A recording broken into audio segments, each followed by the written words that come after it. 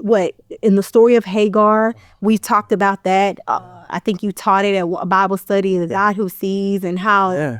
Because Hagar is like this perfect example of how, she's the maidservant of Abram and Sarai, and, they desire to have children. God has promised them children. It's taking longer than they thought it would. So they kind of circumvent God's promise and start making provisions for themselves. Right. Right. And then here it is. You have, Hagar, who's this Egyptian maidservant, who's kind of got brought into this entanglement, this complicated triangle situation. Let's talk about now she gives birth to Ishmael, who Abraham loves deeply. Right. And Sarai begins to be jealous. She has envy, and she begins to mistreat Hagar. Right. And so she's going through tough times, very uncomfortable situation, to the point things get so bad, we see her fleeing to leave, essentially. And then she has this encounter with the angel of the Lord, and she says, truly, I have seen him who looks after me. Yeah.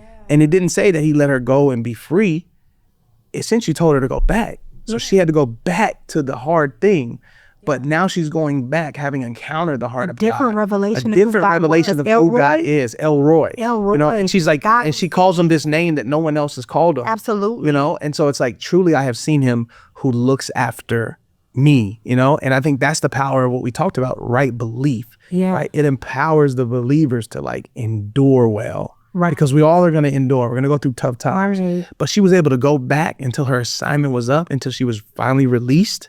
And she and we didn't say anything about her situation got better. Right. She might have went back to the same mistreatment. Right. But she went back with the revelation that God is for me. He's looking after me. Right. And that was enough for her to go back to the hard thing. To go back to the hard